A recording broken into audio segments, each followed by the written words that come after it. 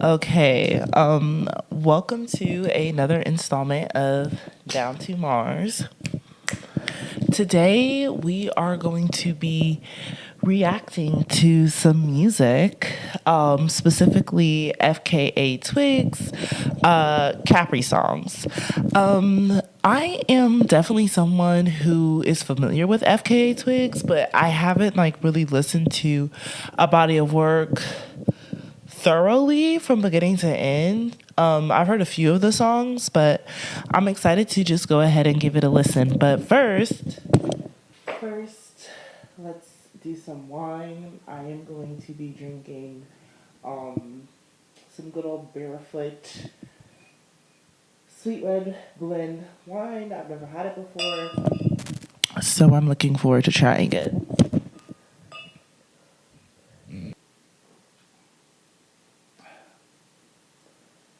I don't know how I feel about this one. I don't know how I feel about this one, but hey, let's get into the music. So the first song that we're going to be listening to is called Ride the Dragon.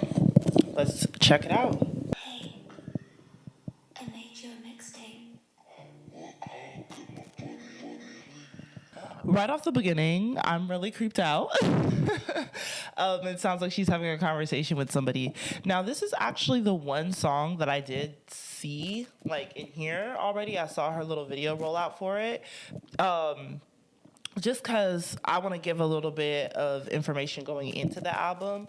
Capri-Songs is in reference to the fact that she is a Capricorn in her sun is in Capricorn.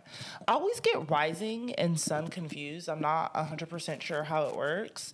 But as somebody who is a lover of Capricorns, especially Capricorn women, I think they're so dope and so analytical from an astrological perspective. I'm really interested to see what she has to do on this album and what she has to say. And in the music video specifically, the conversation that she was having was with a sea goat, which is the symbol for, of course, the Capricorn astrological sign. So she was having a conversation with a seagull, and I believe that's kind of this dark sort of voice that she's speaking with. It's almost like her voice and being very light and airy, and the darkness of kind of the voice represented by the goat. I think it's just more so her having a conversation with herself. I would say at large in terms of that record, I really enjoy it. I see where she's coming from a visionary and audio perspective of narration. Her just kind of having this conversation, there being this really sweet aspect, this really angelic aspect, and this dark aspect, and this kind of seducing aspect. It's like I feel it. I'm not really sure where she's going with in terms of the title, but being Ride the Dragon, but I'm messing with it. The next one is Honda featuring Passe Lou. Summertime, you know? All tired of shit. I'm really enjoying this record in terms of the beat, in terms of the melody. Obviously, something that Twigs is going to do consistently is have very perfect melodic tempos throughout all of her records. And her voice, she sails on every single one of these beats so beautifully and so smoothly and so angelically and heavenly. It's really beautiful. I'm messing with that one. I definitely like where she went in terms of the feature. I feel like it fits perfectly being Passe Lou. And I could be saying that completely wrong, but I'm really messing with that vibe. Next up is Meta Angel. Sachi Moon, Pisces Vein, Capri-Sun. There's a reference to those astrological placements again in terms of Saggy Moon, Pisces Vein, and Capri Sun. I really like what she did with that. I think that's really cool and neat.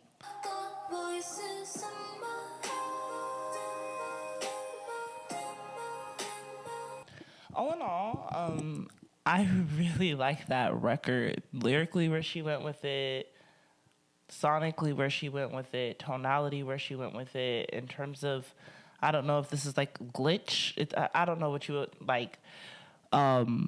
probably refer to this as in terms of genre, but it's something kind of bending about it. It's really, really dope and really, really awesome. I don't really have any words. It's kind of hard to really express it, but it's something just very eerie and angelic about her voice, and angelic about the way that she produces music, but also kind of terrifying, but also kind of comforting. It's like polar experiences in terms of the sounds. It's like very light and dark, day and night, and just kind of the beauty and the unknown. I don't know where she's going for with it, but that's just kind of what I'm getting. It's really, really interesting. Lyrically, it's also very strong, and I think that she's not afraid to lean into that vulnerability. I'm aware that that's something that Twigs has been known for throughout her career and her discography, specifically the lyrics. Just throw it in the fire, ego in the fire. I've got love for desire. I've got pain for desire. But when I'm winning, I'm a flyer, soprano in the choir. I've got love for desire. It gets higher and higher. That is so beautiful, and I can definitely resonate with where she's going from, especially that ego in the fire. Like when I heard that, I'm like, throw my ego in the fire, yes, queen. So my camera died, but I am back.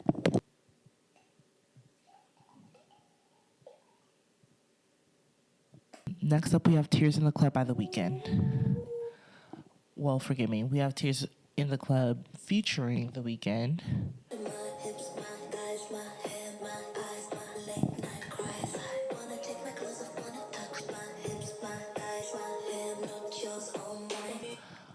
All in all, while I do enjoy this song, it's definitely something you could tell it's a little bit more on the radio side in terms of production and in terms of creativity, but I do enjoy it very much. And I met all his family, went to some like family barbecue. She's also within this record not shying away from narration. She does a lot of talking throughout it, which makes it feel a lot more intimate. And I appreciate talking on records. I don't know how other people feel about it, but I definitely appreciate it.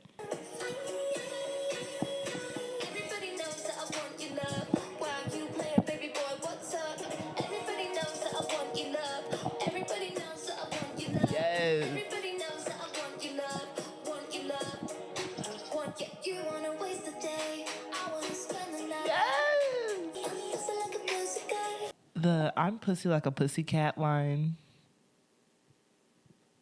Is it a double entendre? I'm trying to figure out what she's trying to say. I'm pussy like a pussycat. Is she saying she's scared, or is she saying she's ready? Because I need to know. Nah, but seriously, on a level, you're beautiful. We've not got a long time here, so love yourself, know your worth, and fuck crying over these stupid boys that don't even recognize the worth in themselves. Wow, oh my love, I definitely appreciate that message towards the end. It feels really good to just be told that, and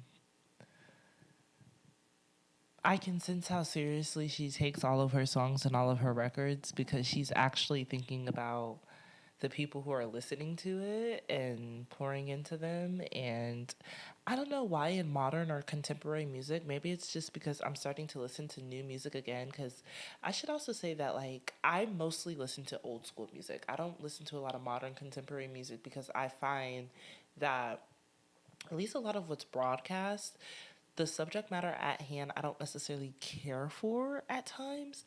But I will say, specifically speaking, now that I'm finding more niche artists or artists who maybe aren't on the radio or a little bit more, I'm not just looking at the mainstream people. That sounds so worded poorly, but I appreciate when I find artists who pour that passion and that pure intent into their craft, and I can just sense with her specifically and this record that she's doing that, and that she cares about the people who are receiving her art, and that's always going to be something that I respect and resonate with as a consumer. So next up is Pamplemousse, or however you pronounce it.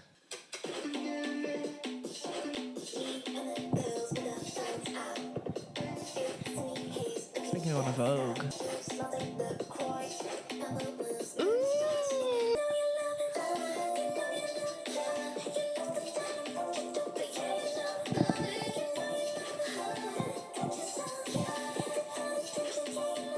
This is definitely that hyper pop sound that I love.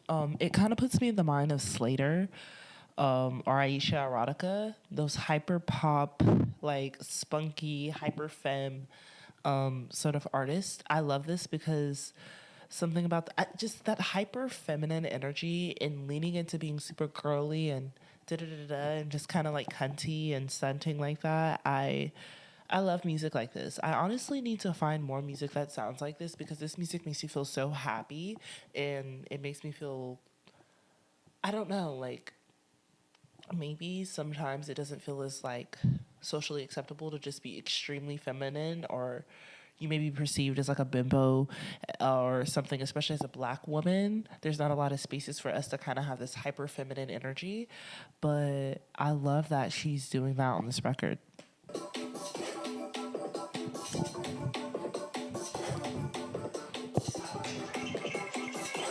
Yes. Oh my goodness. I like this song. I like this song a lot. This is definitely probably going to be one of my favorites. I love this song. I love the sound. I love things that sound like this. I love hyper feminine, hyper pop, kind of like that Britney-esque, early 2000s-esque pop star sound. I wonder if she'll create a music video for this because I kind of, in terms of imagination, visionary wise, I can see a lot of possibilities for this. It would be really cool for her with this music video to just create this kind of reality where she gets to be a pop star of sorts, because it's kind of very poppy. And if she were to kind of do like an homage to just like really spunky hyper feminine pop, it would be really interesting to see her lean into that, creatively speaking. Very nice. I really love that song. Next up is Capri-Songs interlude. Good grammar.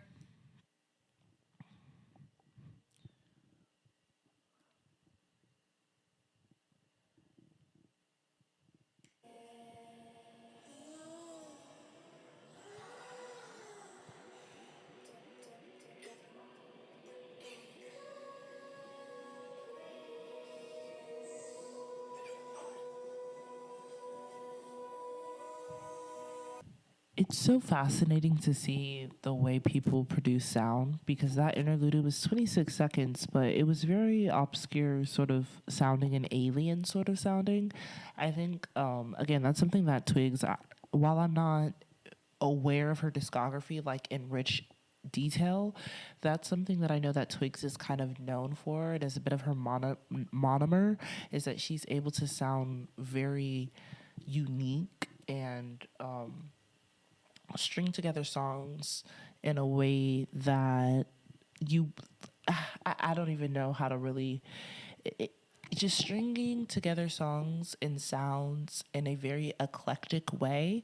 It's evident that she's very selective. It's evident that she's very selective because I don't think that doing what she's doing, even in terms of that interlude, or just so far what I'm listening to, would be easy to do, like to replicate, in the sense of it's very easy for the things that she's doing production wise to sound bad. I think if you were like me, for instance, I am in the process of learning how to like produce music and things. Like if I were to try to replicate these things, right, and I didn't, like, I could imagine it, but I can sense that she really hears these sounds. And I don't know how involved she is, or her producer on this particular project. But again, that's just something that I know is associated with her as an artist. And I'm very impressed with her. Next up is Light Beamer. Again, it's just that sound. And it's dawning on me that, oh my God, Capri-Songs, she's releasing this mixtape in Capricorn. It's January, so this is her season. Oh shoot. She's really thinking it's Capri, and she released it in January. I wonder if she had a rollout for this. This is great. Did you give yourself away again? Don't do it again.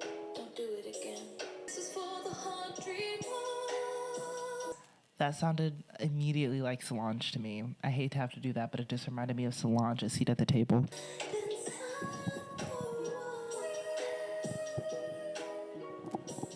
That shift, that random little pitch shift, I really loved it. It threw me off. She broke the stream of like what was happening, and like she kind of got us comfortable and threw us off. And that's another thing that I really appreciate about this mixtape is that it doesn't seem like you really know what's coming next. And again, this just could be because I'm not familiar with her in terms of her artistry and the way that she produces, but it just feels like it just feels like you don't really know what she's gonna say next, what record is gonna come next, what the beat is gonna sound like, but you know it's gonna be good and you know it's gonna be her. It's gonna be consistent, but you can't predict it. It's weird. It's weird. Exactly what I mean. Like, just I can't. I don't want to try to replicate her singing because I'm gonna embarrass myself. But that just instant shot of like pitch up, like I didn't see that coming, and it just keeps me. It keeps me actively listening because I want to know what she's gonna do next. I love it.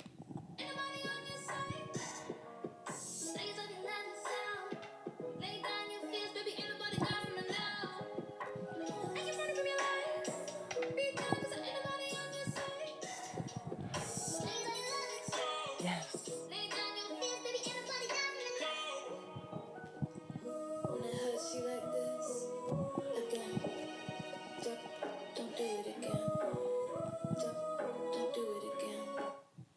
I think that one, Light Beamers, might be one of my favorite ones. Just production wise, it's very unique. It's very akin to Solange. I hate comparing artists to other artists, but sometimes it's just like it's so difficult not to, just because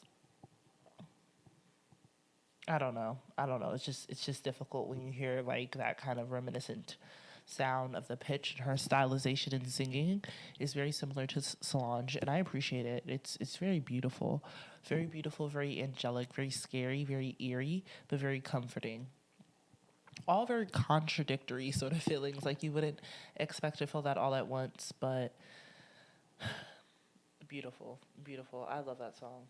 So next up, we have Poppy Bones featuring Shy Girl, which I know this is going to be good because Shy Girl is insane in terms of her everything. Let me tell you something.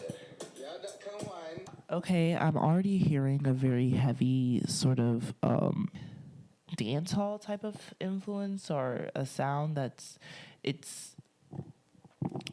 know it's very, I'm very into reggae, I'm very into dancehall, I'm very into Afro beats, I'm very into all these different stylizations, but I don't know what this is specifically. Maybe I should just continue to listen to figure out. Wait.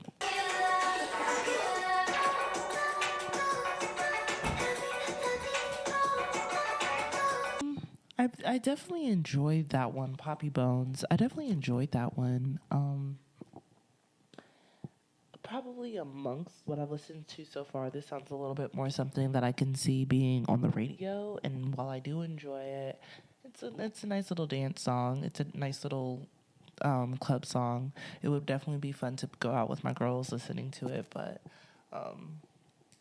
there are definitely records that I like more. Let's go to her next one, which is Which Way featuring Dystopia.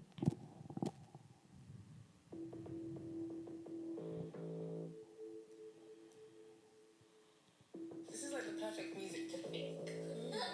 It's like an elevator music, but you're going to the 50th. I love her commentary. I love her consciousness. I can feel that she took her time in terms of sequencing just based off the narration. She's really thinking about it from the consumer perspective in terms of, I can tell she wants all of it to be understood. And again, that's something that all artists should strive to do, but I don't think a lot of people have that consciousness just in terms of the way it's going to be received and consumed. I love her narration. I feel like she's here with me. It feels very intimate in this moment. Love you, Twigs.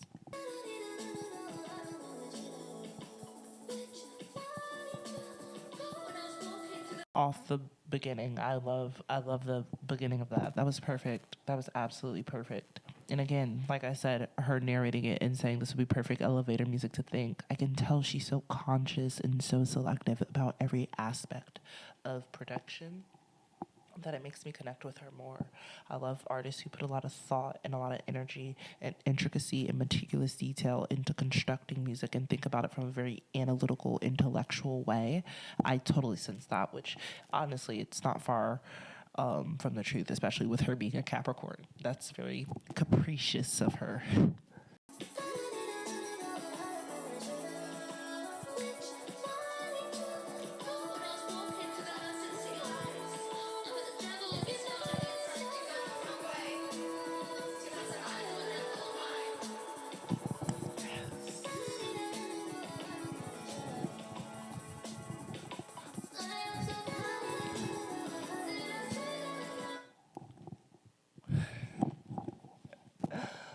Wow, I definitely really enjoyed that record. Wow, I really love that. I love that. I love, love, love that song. That was perfect. Wow. So next up is Jealousy featuring Reba. And feel the sun is shining on my better side. I've not always had my way, but I forgive my sins, yeah, baby, that's okay. Jealousy put on me, yeah, any feelings way too deep. Jealousy put on me, that's why your mind's up.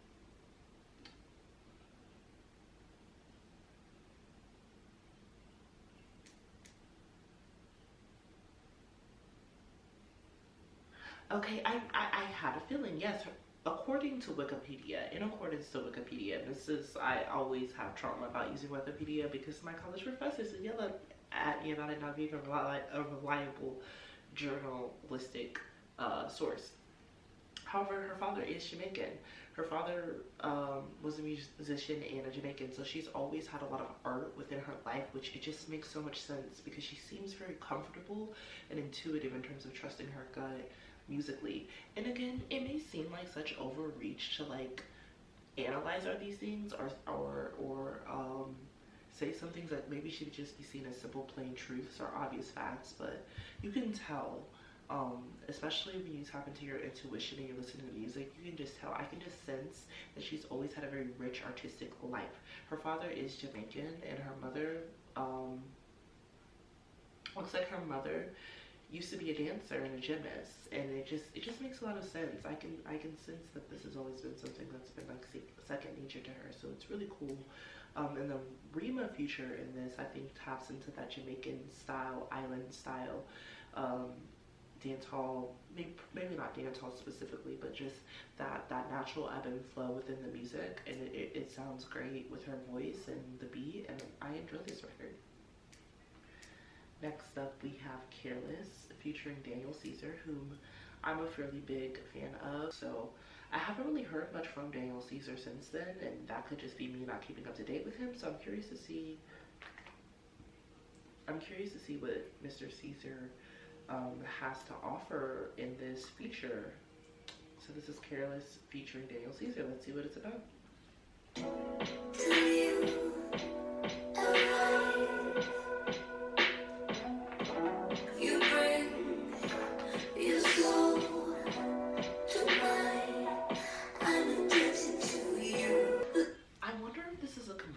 That she's gotten before, and I hate comparing artists. I just feel like sometimes it helps conceptualize sound, because I would imagine that if I was an artist and if I was putting all my work and energy into music, it would be a little frustrating to be constantly compared to other artists. But she sounds sort of like Sade on this record in terms of her voice, in terms of her artistry.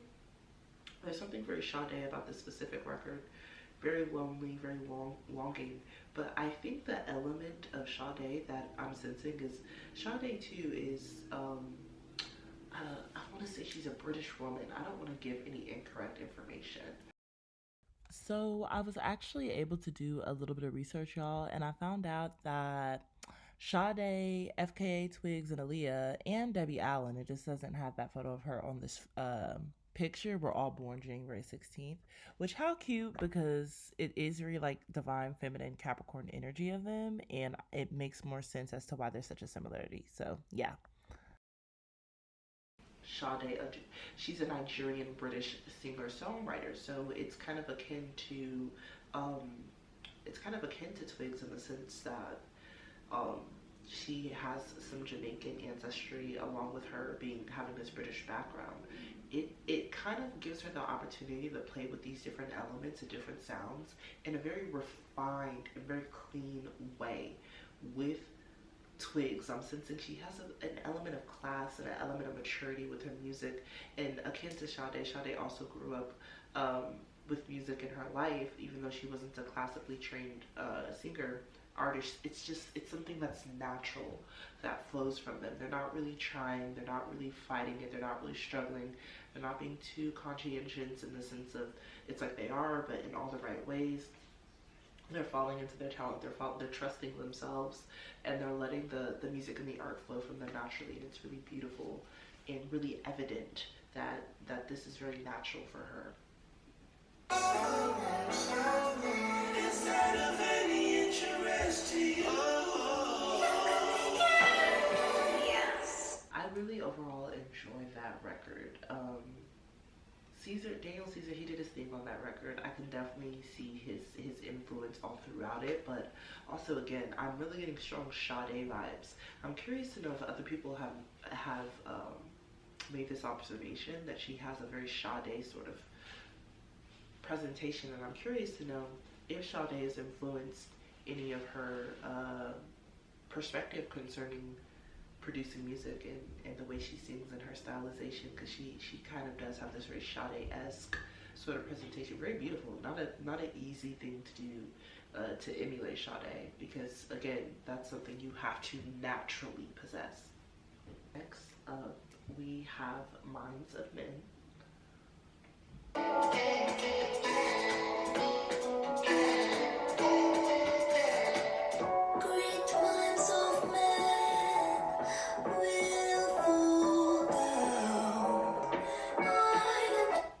Wow, that song just honestly quite literally blew my mind. That is such a beautiful song. There's really no other words. Again, I could just sense that this comes so naturally to her. That's a beautiful song that I think that I would have to listen to it a few times, like just kind of casually listening to it right now. Even though I'm trying to tap into my inner sensitivity, I don't think I'm even consuming a fraction of the emotion and energy that she put into that song. Just, yeah, that is beautiful. That is one of the most beautiful songs I've heard in a good while. Next up, we have Track Roll Interlude. I really like that Minds of Men song, but we're gonna go forward. So I kind of like that you usually smoke weed, It looks like within this interlude, she's just exploring some of the themes that she's already touched on throughout the album in terms of love, relationships, sex, attraction, intimacy, confidence, just a lot of different elements throughout the album that she's already touched on. And I think sometimes having an interlude and just a moment to just talk is very, it's great for the person who's listening, because it gives us so much more direction and insight behind where your mind is when you're producing and creating it, which I think, in my opinion, makes for an overall better listening experience, and it adds weight to your words and to your lyrics, because we're able to better understand from your perspective what you're going through and maybe internalize some things for ourselves. Next up, we have Darjeeling featuring Georgia Smith, whom I adore, and Unknown T. So let's see what this is about. Lost the dog, I was on his side, 55 to make it crawl. Body hard like cookie belong, we like to make love. I lost the dogs, I was on it. Rental was the last that I could find. Something bigger than the time that I had left behind. I remember packing on my Clean up my heart, mind, body and soul. Tell London City's my home. She love me, can't beat me 'cause you're told.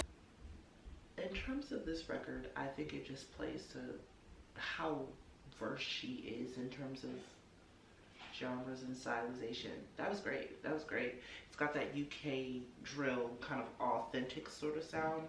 Unknown T came in hard and heavy in terms of his contribution to this record. It's great. It's great. I can sense what she was going for, and I know that she wanted to, I can sense that she wanted to add that very raw sort of drill sound that's really popular and become more popular within recent years, but been like an underground thing within the UK specifically for a good while now. And I love to see that she's adding to that. It's definitely something that I haven't been heavily exposed to, but I'd love to get to see more about. We have Christy Interlude.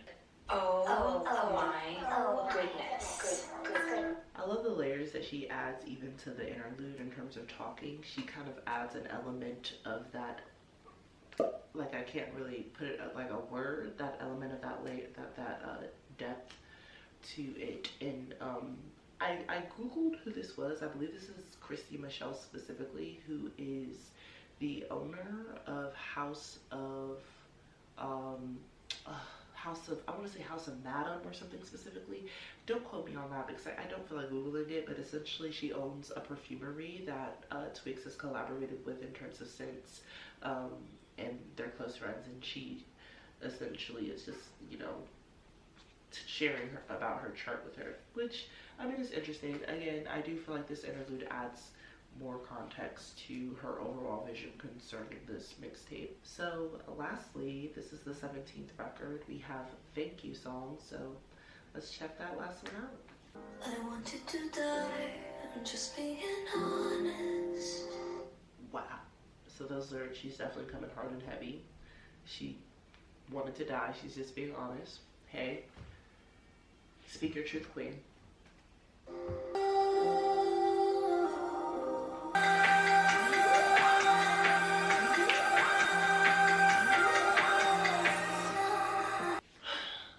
Wow. I'm just now also sensing, looking at the album cover, that her grill right there, it says goat, which again I think is in reference to the symbol for the Capricorn being sea goat. It's just that she's so willing to put the smallest details into her production. I wonder if, I wouldn't be surprised if the little piece she's wearing is goat fur, to be quite frank. But I have no way of knowing.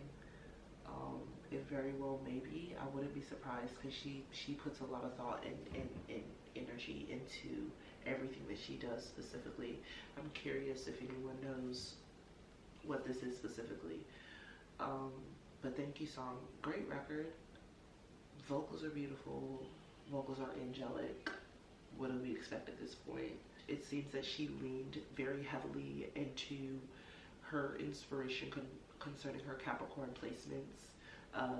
I believe she said Saggy Moon, Pisces Veen, Capri Sun. So she leaned into that astrological aspect, which I think is really cool from an artistry perspective, me being a Gemini and resonating with so many aspects of that identity. I think I myself would be able to draw a lot of inspiration from it. So it's fascinating to see someone else do it and do it so flawlessly and so beautifully and so naturally. I can tell, I'm aware that usually her music is a little, you know, more refined. I'm getting word from people who are a little more familiar with her discography that in this she really let go, in terms of she's a little bit more lighthearted about what she says, what she does, maybe the sound in certain ways. Overall, if I had to pull together 3 words to describe this mixtape: ethereal, cathartic, and scary. Like, I probably could think a little bit more in polished and refined adjectives that are a little bit more fitting, but that's just the raw, and probably raw too, I'll throw that in there. That's just the raw response that I have from this. But overall, I've really enjoyed it, but I think I would have to listen to it multiple times to really pick up everything. Like for me specifically, because I can sense she put a lot of emotion in this. Yeah, I'm definitely a fan of this album, and I'm definitely a fan of Twigs. I think she just made a fan out of me, because I love everything about this, and I resonate with her as an artist on a very deep level. So I appreciated this. This is definitely a what should I say? It's definitely a win for me. Good job, Twigs. So I hope this video wasn't too all over the place. This is the first time I've ever done like a reaction sort of video, and I'm kind of experimenting with lighting. I'm experimenting with production. I wanted it to be in my bed. I wanted it to feel intimate. I wanted wine. I enjoyed this experience very much, and I hope you guys enjoyed watching it. If you enjoyed this video, please give it a thumbs up, and I hope to see you somewhere in the galaxy in the future. Thanks for watching. Peace, love, and soul. Bye.